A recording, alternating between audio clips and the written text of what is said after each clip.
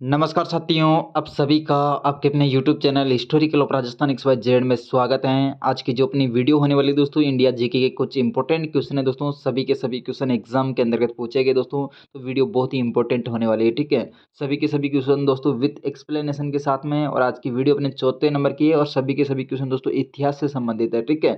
तो इससे पहले मैंने 3 वीडियो अपलोड कर दी और आज की चौथी वीडियो दोस्तों, और आप बाकी वीडियो आपको प्ले लिस्ट में यूट्यूब में मिल जाएगी, ठीक है। तो वीडियो स्टार्ट करते हैं और देखते ही दोस्तों आज का सबसे पहला क्वेश्चन अपने सामने दे रखा है। तो 10-15 मिनट की वीडियो को पूरी देखना आपके लिए बहुत ही इंपॉर्टेंट रहेगी दोस्तों। ताजमहल के वास्तुकार कौन थे? तो ताजमहल के वास्तुकार की बात करें दोस्तों, यहाँ पे अपना राइट आंसर क्या हो जाएगा? उस्ताद अहमद लाहौरी, ठीक है। उस्ताद अहमद लाहौरी जो कि ताजमहल के वास्तुकार थे दोस्तों। और ताजमहल का निर्माण किसने करवाया था दोस्तों? शाहजहां ने निर्माण करवाया था अपनी पत्नी मुमताज महल की याद में, ठीक है। और ये है कहाँ पे दोस्तों? अपने आगरा में है। इसके बारे में थोड़ा सा अपन नीचे डिस्कशन कर लेते हैं। तो ताजमहल भारत के आगरा शहर में स्थित है, ये बात आप सभी को पता है दोस्तों। और ये विश्व धरोहर मकबरा है, ठीक है। विश्व धरोहर मकबरा है, यानी कि वर्ल्ड हेरिटेज सूची में इसको शामिल कब किया गया दोस्तों? 1983 के अंदर, ठीक है। 1983 के अंतर्गत इसको वर्ल्ड हेरिटेज सूची में शामिल कर लिया गया है। और इसका निर्माण मुगल सम्राट शाहजहां ने अपनी पत्नी मुमताज महल की याद में करवाया था। और ताजमहल के जो वास्तुकार है दोस्तों, वो कौन हो जाएगा? उस्ताद अहमद लाहौरी, ठीक है। नेक्स्ट है, गांधी जी की अध्यक्षता में एकमात्र एआईसीसी अधिवेशन कहाँ आयोजित किया गया? एआईसीसी यानी कि all India Congress committee. All India Congress committee अधिवेशन कहाँ पे आयोजित किया गया दोस्तों? गांधी जी की अध्यक्षता में एकमात्र है। तो यहाँ पे अपना राइट आंसर क्या हो जाएगा दोस्तों? बेलगांव, ठीक है। इसके बारे में थोड़ा सा अपन नीचे देख लेते हैं। तो गांधी जी की अध्यक्षता में दोस्तों एकमात्र AICC all India Congress committee अधिवेशन 1924 में बेलगांव में आयोजित किया गया, ठीक है। एकमात्र अधिवेशन ऑल इंडिया कांग्रेस कमेटी 1924 में किया गया बेलगांव में, ठीक है। नेक्स्ट देखिए,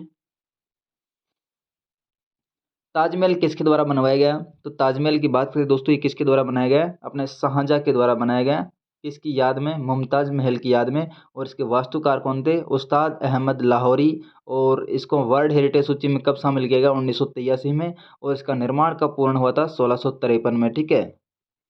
नेक्स्ट देखिए, यहाँ पे मतलब कि थोड़ा सा एक्सप्लेनेशन दे रखा है इसका। समुद्र तल से लगभग 171 मीटर की ऊंचाई में अवस्थित है दोस्तों ताजमहल।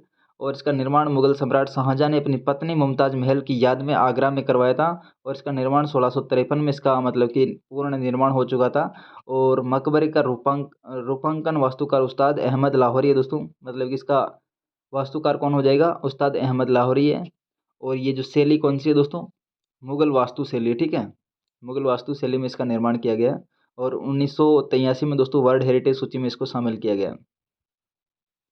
गांधी जी ने भारत में अपनी राजनीतिक गतिविधियों का प्रारंभ यहाँ से किया था।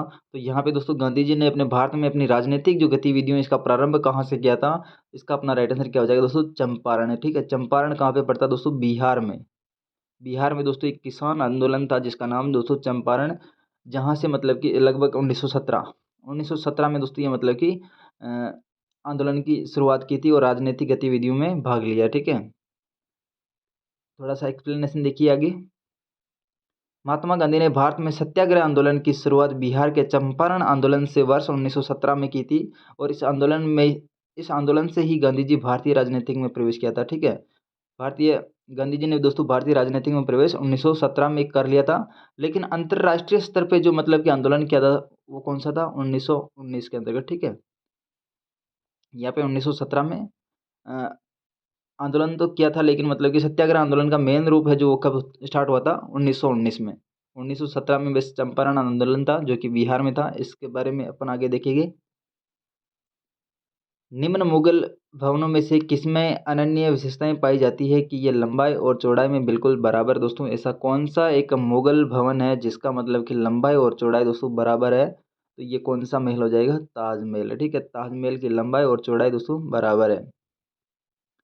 ताजमहल लंबाई और चौड़ाई में बिल्कुल बराबर, ये आकार में वर्गाकार है। इसका निर्माण पूर्णतः संगमरमर से किया गया। और 1983 में इसको वर्ल्ड हेरिटेज सूची में शामिल कर लिया गया। और 1653 में इसका पूर्ण निर्माण हो गया था, ठीक है।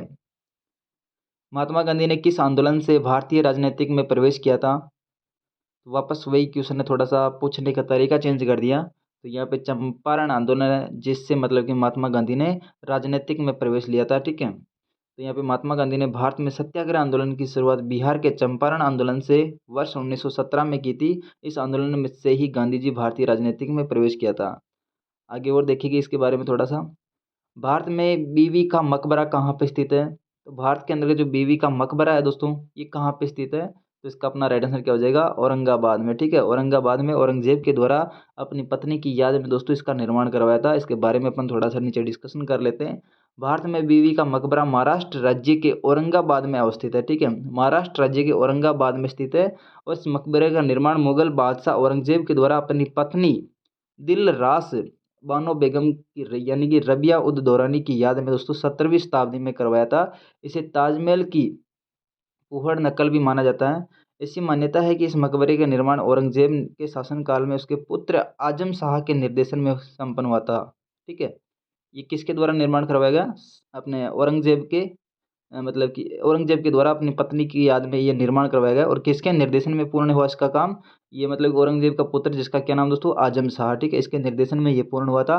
कहाँ पे होता था? औरंगाबाद महाराष्ट्र में। अगला क्वेश्चन है, गांधी जी ने सत्याग्रह आंदोलन की किस वर्ष में आरंभ किया था? तो यहाँ पे सत्याग्रह आंदोलन की बात की गई। ठीक है, यहाँ पे चंपारण आंदोलन की बात करते हैं तो अपन 1917 से दोस्तों प्रारंभ हो गया था। लेकिन यहाँ पे सत्याग्रह आंदोलन की शुरुआत की गई, जो कि अंतर्राष्ट्रीय स्तर पे सत्याग्रह आंदोलन किया गया। और ये कब किया गया दोस्तों? 1919 के अंतर्गत किया गया। ठीक है, 1919 के अंतर्गत। सभी के सभी क्वेश्चन दोस्तों एग्जाम में पूछे गए हैं। और वीडियो आपको पसंद आ रही है तो वीडियो को लाइक कर दीजिएगा, ताकि मेरी प्रत्येक वीडियो आप तक समय पर पहुंच सके। चैनल को सब्सक्राइब कर दीजिएगा।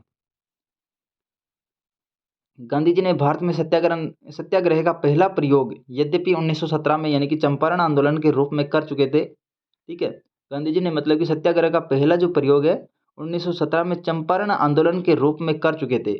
लेकिन राष्ट्रीय स्तर पर उन्होंने सत्याग्रह आंदोलन का वर्ष 1919 में शुरुआत की थी।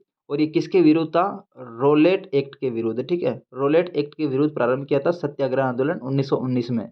लेकिन सत्याग्रह आंदोलन का पहला प्रयोग ये कब कर चुके थे? 1917 में चंपारण आंदोलन के रूप में, जो कि बिहार में किया था। नेक्स्ट है, लाल किले का निर्माण किसने करवाया था? तो लाल किले के निर्माण की बात करें दोस्तों, इसका निर्माण किसने करवाया था? तो यहाँ पे अपना राइट आंसर क्या हो जाएगा दोस्तों? अकबर के द्वारा इसका निर्माण करवाया गया। ठीक है, लाल किले का निर्माण किसके द्वारा करवाया गया? अकबर के द्वारा। नेक्स्ट देखिए, यहाँ पे थोड़ा सा एक्सप्लेनेशन देगा। अकबर ने दोस्तों फतेहपुर सीकरी की भांति यहाँ पे अकबर ने नहीं निर्माण नहीं करवाया। लाल किले का निर्माण किसने करवाया था? शाहजहां ने। ठीक है,